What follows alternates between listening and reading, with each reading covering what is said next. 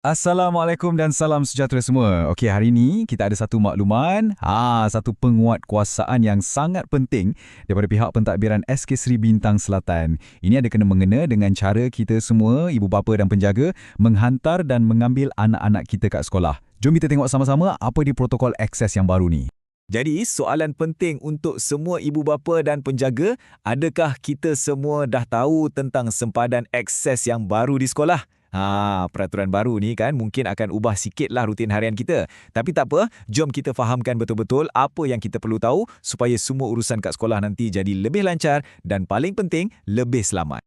Baiklah, kita mulakan dengan perkara pertama. Pihak sekolah sekarang secara rasminya telah memperkenalkan apa yang dipanggil Zon Akses Terhad. Semua ni berdasarkan Pekeliling SPI 8 2025 ya. Tujuannya apa? Sebenarnya, ia direka khas untuk memastikan keselamatan anak-anak kita dan juga untuk kurangkan kesesakan, terutamanya waktu pagi dan waktu balik. Kita semua tahu macam mana kan? Jadi, apa sebenarnya maksud zon akses terhad ni untuk kita sebagai ibu bapa dan penjaga? Senang cerita macam ni. Ia adalah satu kawasan yang dah ditetapkan dalam sekolah di mana kita tak boleh masuk sesuka hati, melainkan kalau ada kebenaran rasmi. Tujuannya sangat mudah, nak pastikan aliran trafik lancar dan yang paling utama, demi keselamatan anak-anak kita semua. Simple kan? Okey, sekarang kita dah tahu ada zon terhad. Mesti tertanya-tanya kan? Habis tu, kat mana kita boleh tunggu? Jangan risau. Sekolah dah tetapkan satu kawasan yang kita panggil zon hijau. Inilah dia, kawasan khas untuk kita menghantar dan mengambil anak-anak kita setiap hari. Inilah zon kita. Prosedur rasminya pun senang je. Ada 3 langkah mudah. Pertama, bila kita sampai, terus ke pintu pagar utama sekolah. Kedua, terus pandu atau jalan ke kawasan menurunkan dan mengambil murid yang dah ditetapkan tu. Dan ketiga, yang paling penting, berhenti di garisan sempadan yang baru. Kalau semua ikut 3 langkah ni, insya-Allah urusan kita semua jadi lebih cepat dan lebih selamat. Dan inilah dia perkara paling penting untuk kita semua ingat. Sempadan kita adalah sehingga depan tangga bawah sahaja. Tolong ingat ya, sampai depan tangga bawah tu je, tak boleh lebih. Inilah peraturan utama yang kita kena ikut setiap hari. Baik, tadi kita dah jelas pasal zon hijau kan, tempat yang kita boleh pergi. Sekarang, jom kita tengok pula zon merah. Ini pula adalah kawasan-kawasan larangan di mana kita semua tidak dibenarkan masuk kalau tak ada kebenaran khas. Jadi, nak bagi lagi jelas, tengok ni. Yang dibenarkan, kawasan depan pintu pagar sampailah ke bahagian bawah tangga utama. Itu zon hijau kita. Yang tidak dibenarkan, tanpa kebenaran ya, adalah apa-apa saja kawasan yang melepasi tangga tu. Contohnya, koridor sekolah, lobi utama, apatah lagi bilik darjah. Tujuannya, sekali lagi, adalah untuk pastikan persekitaran belajar anak-anak kita selamat dan tak terganggu. Mestilah dalam setiap peraturan ada pengecualiannya kan? Jadi, macam mana kita nak dapatkan akses rasmi untuk masuk ke zon merah tadi? Inilah kunci dia. Jom kita tengok situasi-situasi yang membolehkan kita masuk.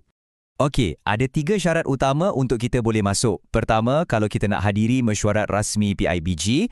Kedua, kalau kita dah ada janji temu yang sah dengan cikgu. Maknanya dah set awal-awal ya. Dan ketiga, kalau kita dapat jemputan rasmi untuk datang ke program sekolah yang tertentu.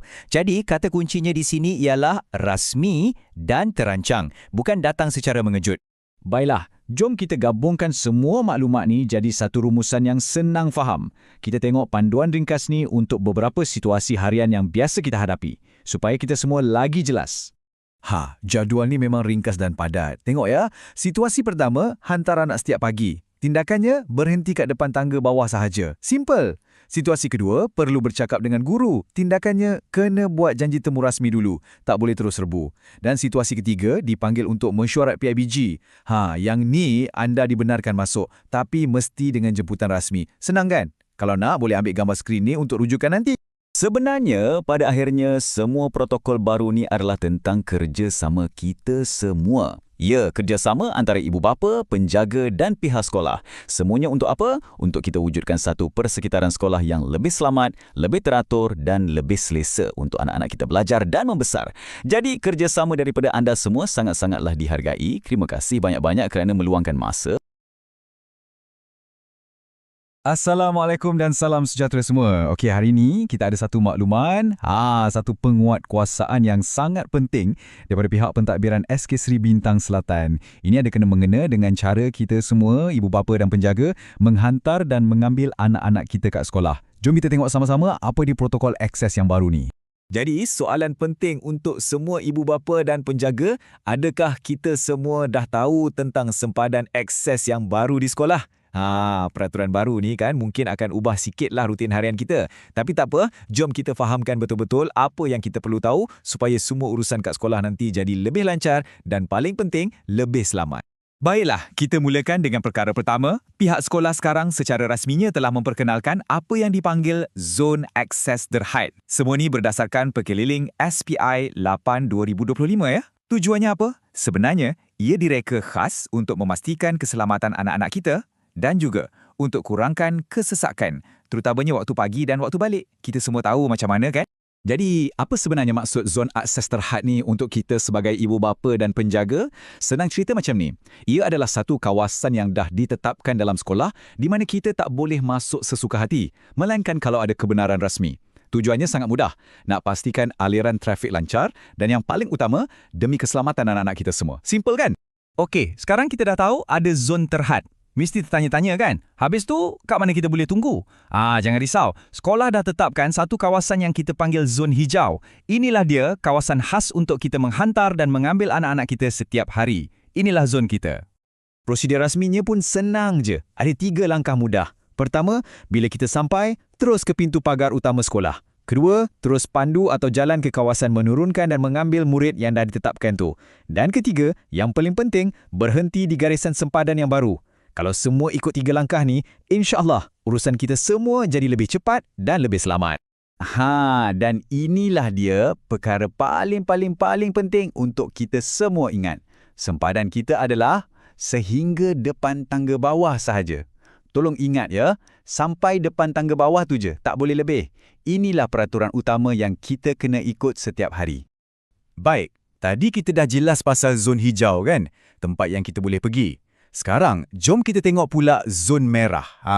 Ini pula adalah kawasan-kawasan larangan di mana kita semua tidak dibenarkan masuk kalau tak ada kebenaran khas. Jadi, nak bagi lagi jelas, tengok ni. Yang dibenarkan, kawasan depan pintu pagar sampailah ke bahagian bawah tangga utama. Itu zon hijau kita.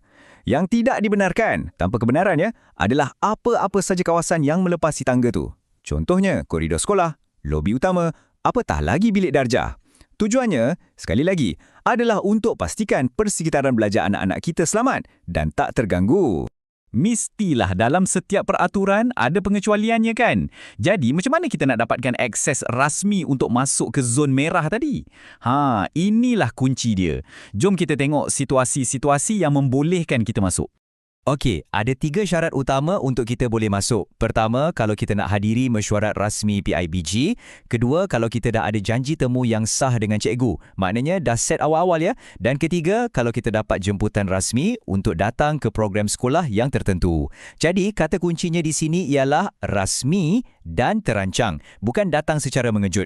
Baiklah, jom kita gabungkan semua maklumat ni jadi satu rumusan yang senang faham. Kita tengok panduan ringkas ni untuk beberapa situasi harian yang biasa kita hadapi, supaya kita semua lagi jelas. Jadual ni memang ringkas dan padat. Tengok ya, situasi pertama, hantar anak setiap pagi. Tindakannya, berhenti kat depan tangga bawah sahaja. Simple. Situasi kedua, perlu bercakap dengan guru. Tindakannya, kena buat janji temu rasmi dulu. Tak boleh terus rebu. Dan situasi ketiga, dipanggil untuk mesyuarat PIBG. Yang ni anda dibenarkan masuk, tapi mesti dengan jemputan rasmi. Senang kan? Kalau nak, boleh ambil gambar skrin ni untuk rujukan nanti. Sebenarnya, pada akhirnya, semua protokol baru ni adalah tentang kerjasama kita semua. Ya, kerjasama antara ibu bapa, penjaga dan pihak sekolah. Semuanya untuk apa? Untuk kita wujudkan satu persekitaran sekolah yang lebih selamat, lebih teratur dan lebih selesa untuk anak-anak kita belajar dan membesar. Jadi, kerjasama daripada anda semua sangat-sangatlah dihargai. Terima kasih banyak-banyak kerana meluangkan masa.